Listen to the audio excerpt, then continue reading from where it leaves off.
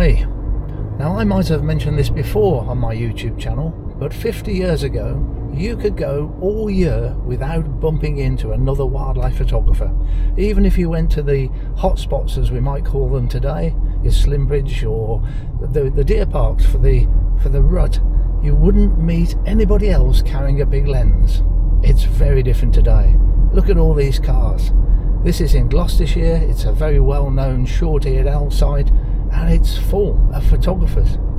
There's some bird watchers amongst them, but most people have got a big lens trying to photograph these owls, and it's every day, and it's been going on for at least 20 years.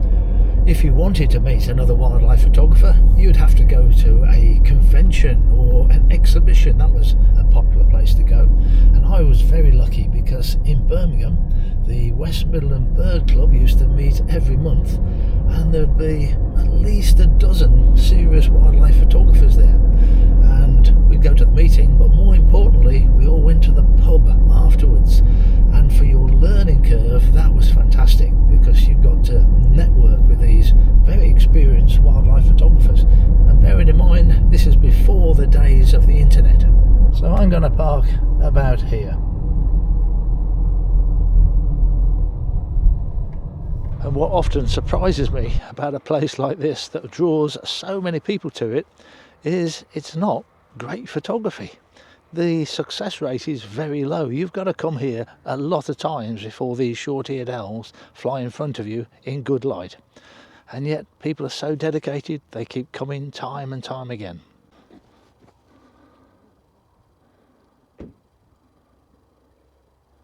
And one of the problems, as ever, is the light.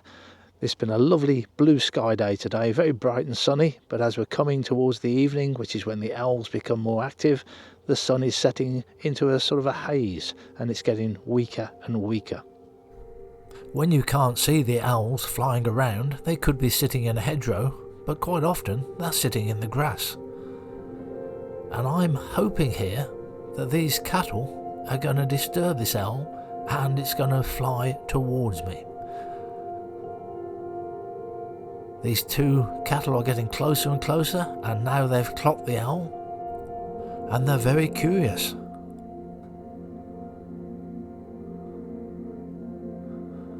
Will it work?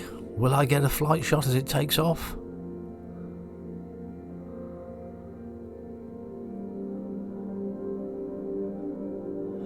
Not that dramatic really. But quite often they land in the grass and sometimes very close to the road. And they also spend some time on the walls.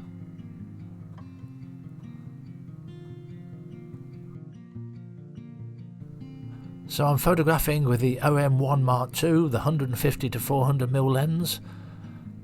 And as I've said many times, I don't like cropping pictures, so I really want the owl to come closer than this. I do need small in the frame pictures, and the autofocus works remarkably well, even when the owl is almost hidden against that wall. It's usually easier for autofocus to work against the sky rather than against this background of walls and grass. But none of these pictures are cropped, they're all from the full frame.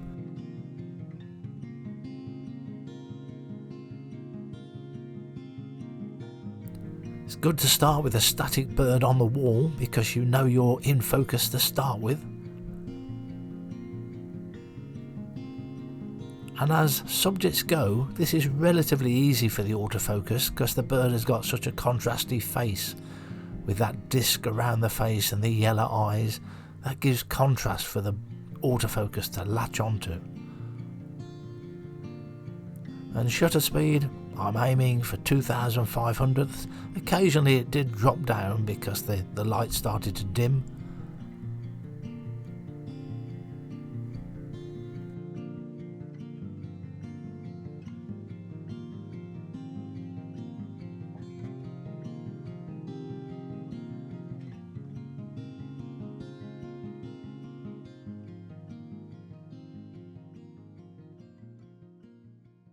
I'm back again. This is on a different day now. I've mentioned before on YouTube I find it quite difficult to do stills photography and video in the same session. I'm either concentrating on one or the other. And it's even more difficult here because you can stand on this road for 3 or 4 hours and you might only get 2 occasions when the owl comes close enough for photography. So you've got to make your mind up, which one are you doing? So today I've come back just to do video.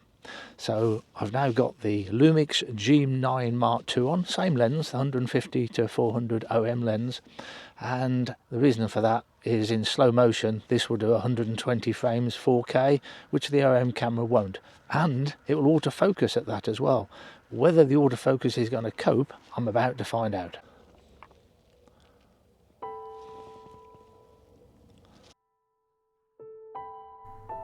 And the answer is no, it doesn't quite cope. When the bird is going sideways, it can keep it in focus. But when it's coming towards you like this, you can see the focus has to keep playing catch up. If I was to use the OM-1 Mark I, which I no longer have, I've sold it, but the autofocus wouldn't even begin to cope with this. I would have to manually focus. With the OM-1 Mark II, shooting at 60 frames 4K, it would do about an equal job, I think. Over time I've kept varying my opinion on this. Sometimes I think the G9 Mark II is better for autofocus and sometimes the OM-1 Mark II. So they're both in the same ballpark, but neither of them cope with this as well as I would like it to, which is a great pity because I just love looking at birds in slow motion like this.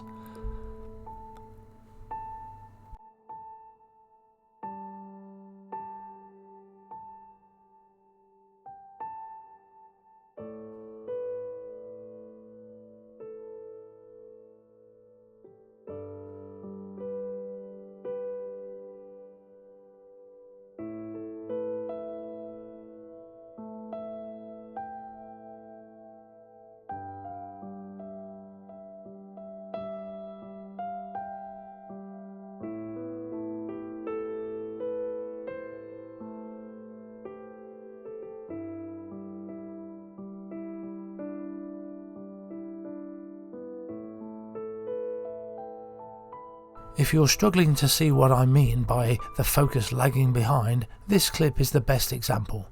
It goes out of focus here, but then it catches up again.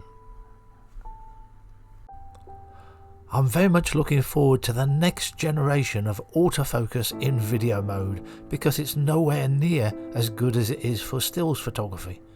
The alternative is I swap over to manual focus, then I put peaking on. That's where the part of the picture that's in focus turns red, and I just have to keep turning the focusing ring. Now it's tricky, but because you're doing slow motion and it's roughly 5 times slow, you've only got to keep it in focus for about 2 seconds and you've got a 10-second clip. 4 seconds you get a 20-second clip. So I did go back and have another evening where I just did manual focus. But it is very difficult. You're having to pan the camera, focus at the same time, and even with peaking active, it's hard to tell whether you're keeping it in focus. I also didn't get many opportunities. Only a couple of times did the bird come vaguely close enough. In fact, it's not really as big in the frame as I'd like it to be here. I did get a little bit of footage of a barn owl, which likes to come along this wall on quite a regular basis. Thanks for watching.